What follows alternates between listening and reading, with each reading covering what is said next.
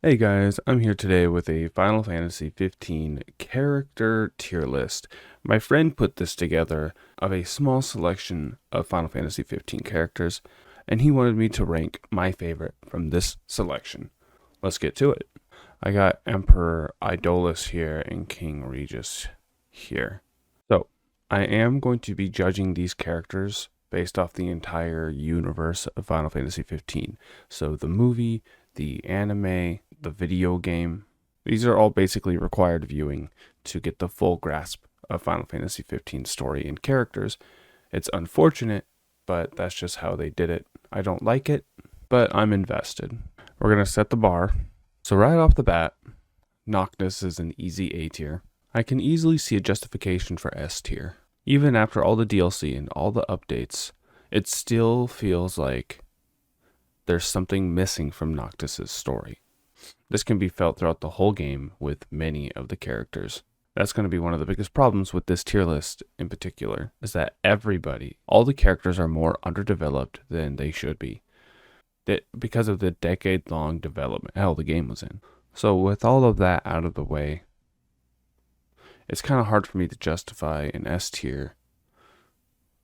Because if anybody should have been fully developed, if there was any character that shouldn't have had any content cut from their story, it should have been Noctis. So with the context of the missing parts that could have made him S tier, I gotta make him A tier. He's an edgy little soft boy who's gone through many traumatic events.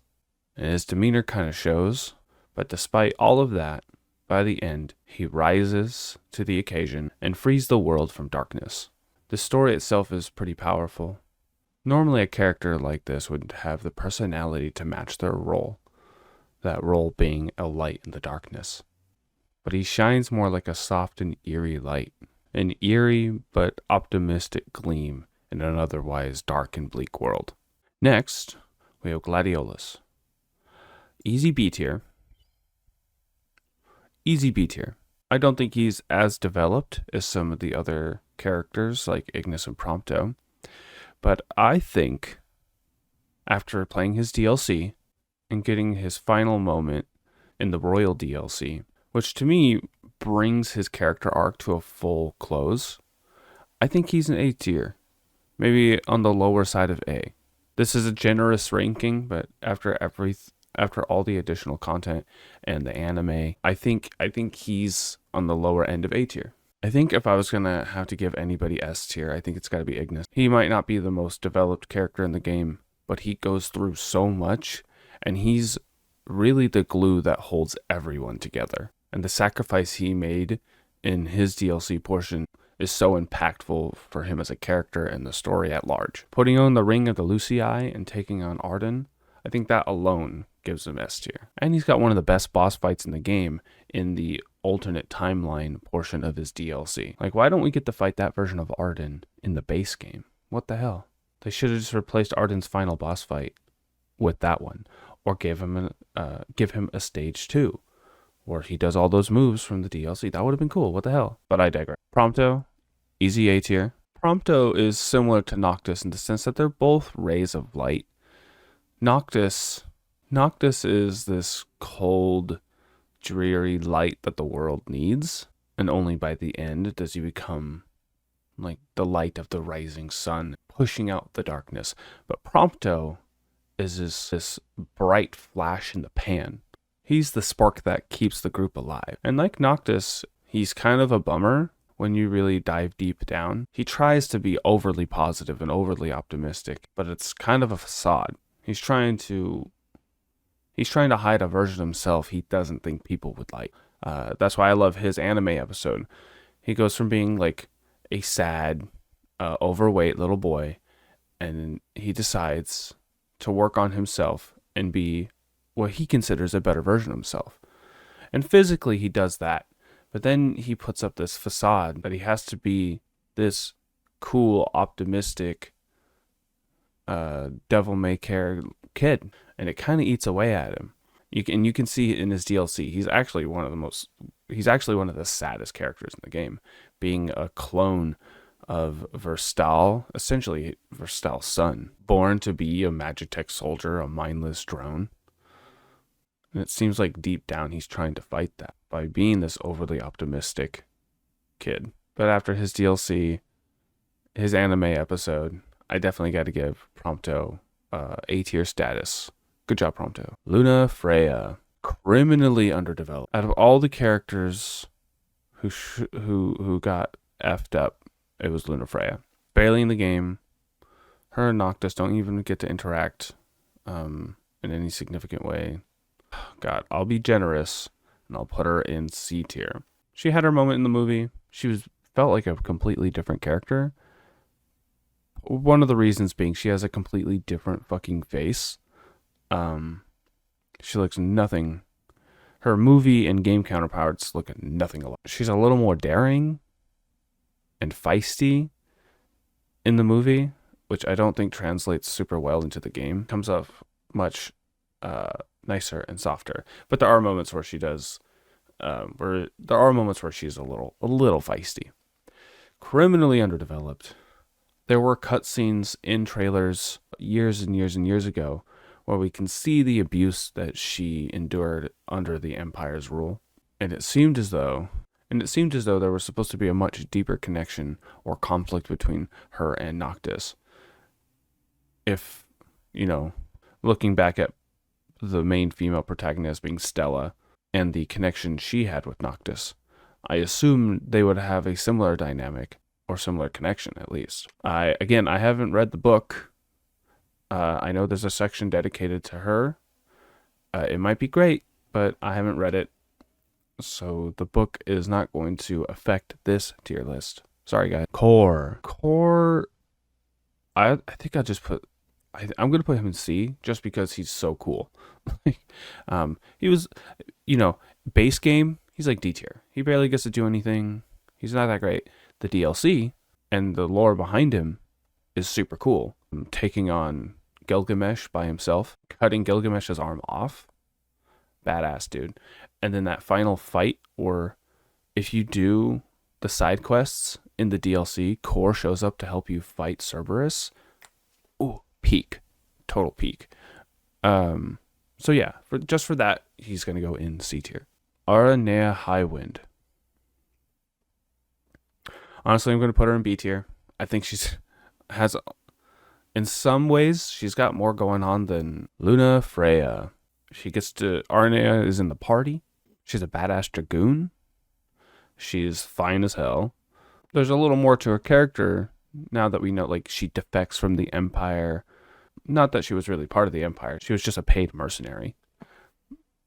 But then she forms a group to fight demons in the new Dark World. And she helps Prompto get out of his depressive slump. Yeah, Aranea is a solid character. Iris. I mean, she's like D, she's like cute or whatever. She's a fun little character, but her relationship with Noctis, when they were kids, and Noctis saving her in the anime, that was all cute. I understand why Iris, is it Iris or Iris? I can't remember. I understand why she likes Noctis. Even in the DLC, we know she becomes a huntress or a hunter, helps fight the demons and the darkness. We get a phone call with her, but she doesn't even show up. They had an opportunity to give us a little more closure on this character, and we didn't even get that. Maybe the book does. I don't know. I gotta start bringing up the book. So yeah, I'm just gonna put her in D tier. Cindy. They really missed the mark not naming her Sydney. They named her Cindy. I always call her Sydney, like S-I-D, because that's what they should have called her. Sydney. Because Sid, duh. It's ridiculous. I mean, she's a fun character. Her accent's fucking crazy. I'll put her in C tier. She's a spunky little character. She's even doing her job in the Dark World. She's always there for the boys when they need her. Always giving her all those upgrades and sprucing up the car, and she's always a spunky little ray of sunshine. Sid. D tier. He doesn't get to do much. He's got a couple cool scenes where he's like, "I'm old, and I did your father, and I were friends, and we were like a team, like you guys back in the day. I'm really fucking old." Um, I mean, like a lot of Sid's responsibilities were given to Sydney. So she's really the Sid of this game.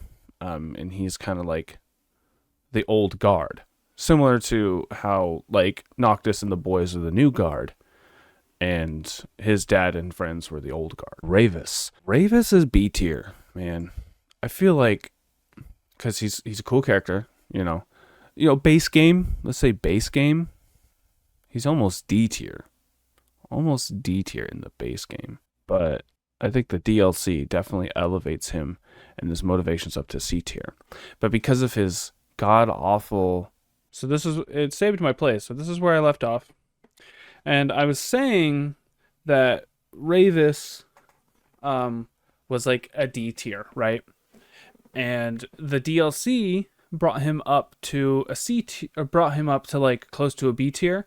But his horrible depiction in the movie Kingsglaive, his terrible motivations, terrible writing is or at least not terrible, just horribly inconsistent with the game's version, that it brings it down to a C tier. Because I did say I was going to count the movie and the anime.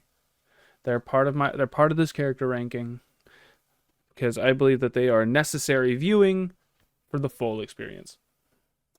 Okay. Next is King Regis. So like he's weird.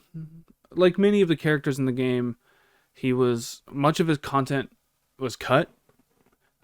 Probably his most important cutscene in the whole game isn't in the game. It's in a trailer years and years ago, when he's like holding his son in the courtyard, surrounded by the kings of yore, the rulers of yore, and like I think he sheds a tear, but like he knows the fate of his son, and it's such an important scene, and it's not in the fucking game. It's crazy, dude. But once I think he's an interesting character. He makes all these sacrifices to save the world, knowing his son's gonna die. And it really brings his motivations together, and it brings into perspective the torment he must have been feeling with all the decisions he had to make, knowing his son would have to die. He could have been a much more complex character. He is a complex character, but I feel like there wasn't enough of him. And Noctis wasn't. Again, this comes down to the problem of like the siege of Insomnia being put in a movie, and separating Noctis and the rest of his crew from those events really, I think, takes away from him and the players and the story. There's a lot going on there. I'm gonna put him in high core. When you really contextualize everything, I maybe have to put him above core. It's hard, because I like Regis, and there's a lot going on there. Under the surface, you really have to think about it. Okay, I'm just gonna put him under Lunafreya for now. I might have to come back to Regis. Ocean says, yeah, funny that Final Fantasy VII got a post-game movie and Final Fantasy 15 got a prequel movie. A post-game movie is totally fine. If you have a full, complete, cohesive like story, then add on to that. That's cool. Final Fantasy 15 was not that. You had to absorb all this other content to get the full story. All the side content for Final Fantasy VII isn't required or necessary. It just adds to it. Like Crisis Core, for instance. All the separate stuff for 15 is required, and that's terrible. Idolus, F tier. I think he's got a really cool voice. I think he's like really swarmy and intimidating, and like overly confident. But like he's like hardly like the moment you see. I remember watching trailers for Final Fantasy Versus 13 and I see Idolus and I see Arden, and I said, "Oh, Arden is the real bad guy of the story. Watch." And I wasn't even familiar with the tropes of Final Fantasy or JRPG tropes in general. I just saw Arden and I thought, "Oh, he's the real bad guy. He's going to be the real endgame bad guy." Even though Idolus is being propped up as like the bad guy in most of the trailers. I wish they would have propped him up as a more intimidating villain. That would have been cool. Severely underutilized. Yeah, total F tier. Vestal is slightly better. Because like in the base game, there's basically nothing going on, right? But his true villainy, his true vitriol, his demonic soul is exposed in Prompto's DLC, and we see him for who he truly is. And I also like the couple scenes he has in Arden's DLC as a young man, just this ambitious scientist. Yeah, Verstal, and there was even like cutscenes of him abusing Lunafreya and marching with his war. I think he could have been like a great second villain, like co-villain. Maybe he's probably the second best villain in the series in the game as it stands. Not counting like Arnea or and Idolus barely counts. He's a deeper, more complex character that is only explored through DLC. And that, for me, is enough to bump him up to a D tier. It's where they draw floating blades at each other when Regis and Idolus... Oh, that scene! Is it a dinner table? Is it a dinner table? Because I thought it was like directly ripped from the movie, so it was like the signing of a treaty. So it was like a meeting room. I'd have to rewatch the scene. God, it's a really cool scene, and it's such a fucking shame. Like what verses like for 13 and 15 like could have been if you just like let Tetsuya Nomura do his thing. Oh, okay. So much potential that needed ignore. Yeah, ironing out. Yeah. Gentiana, like she's just like there. She's a little more developed through updates, or she loved Ifrit, and they had to fight, and they added a little bit more to her, so I'll put her in D. Arden Azunia, unironically, ooh buddy, god damn, ooh that's tough. Okay, because between the anime, the DLC, and I think they do a pretty decent job in the base game fleshing him out. Oh man. So here's the thing. There is a cutscene. Or not a cutscene, but there's an extended dialogue exchange between Noctis and Arden in the Final Fantasy 15 mobile game. The scene where they're like surrounded by the rulers of Yor outside the castle, and they're both on their last HP, and they're like just hitting at each other.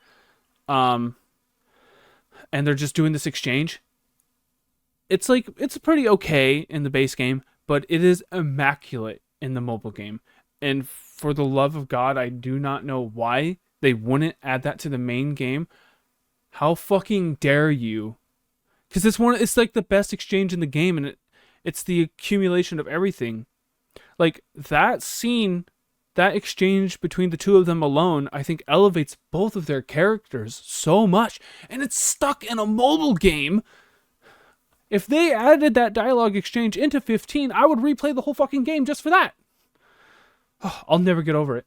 I'll never, ever get over it. Media, ha ha ha. Well, no. Kingdom Hearts, no. Because those are all video games. You don't have to watch a bunch of animes and movies. These are all video games with all their own stories to tell. So yeah, Arden is A tier. I put like Octus and Arden are like they're sort of defined by each other. I think I gotta put, because of Arden's backstory, I'll put him above Noctis. Because Noctis, they didn't really flesh out his backstory all that much. I think there was a lot of room to grow. You could have expanded on Noctis's backstory, his relationship with Lunafreya, and I think that could have elevated him above Arden. But they gave all of that stuff to Arden. We understand his backstory and his motivations, which I think elevates him above Noctis, just barely.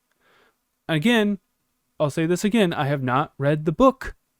The book could elevate Arden, Noctis, Aranea, and Lunafreya to heights unknown. Funny enough, I own the book. I was like, I've bought the video games, I bought the DLC, I've watched the anime, I own the movie. I'm heavily invested in Final Fantasy 15. Fuck it, I'll buy the book. One day I'll read it. Ocean says, yeah, I meant like Final Fantasy 15 has bits and pieces in mobile games, movies, side adventures, kind of like, oh, well, yeah, at least Kingdom Hearts, it's like, it's all video games. And then there's like a mobile game, right? Which is easily accessible. You just download it on your phone. And it's not required to play the mobile game to appreciate the overall story and characters of the Kingdom Hearts franchise. It just adds to the lore. So if you're like invested in the series, it's for you. It's for those people. It's not required to like get the full story on Sora, Riku, Kairi, blah blah blah, and their character arcs. Oh, so annoying. Nyx. I like Nyx. He's a cool character. I think he's a cool introduction to the series, and he's a half decent, audience stand-in. That's like his whole thing. He's like an audience stand-in.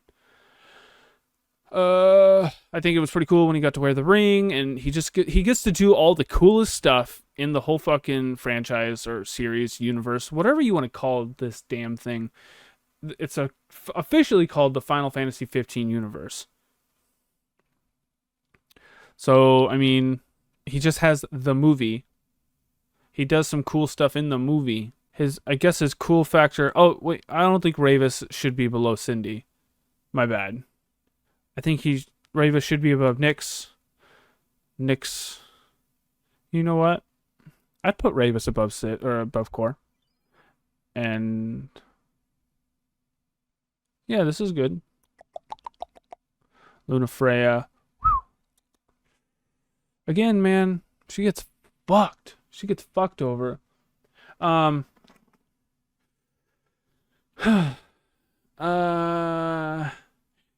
They do add... She has some... Even after her death, she gets a handful of cutscenes. Arguably more cutscenes, I think, than before she was alive. God, she was just barely fucking there. I didn't have a YouTube channel. I didn't record my reaction when she died. But I don't remember feeling much. I don't remember really... Like, I definitely felt something, because, like, Noctis was very upset, and the performances from the actors and the animation were all very beautiful. So I was definitely manipulated into feeling something. But I could write... I know there's probably, like, fan fiction out there, but... I mean, fuck, dude. We could have... And then, like, you can find lots of art and promotional material of the two of them, like, together. They don't even really get to interact before she dies.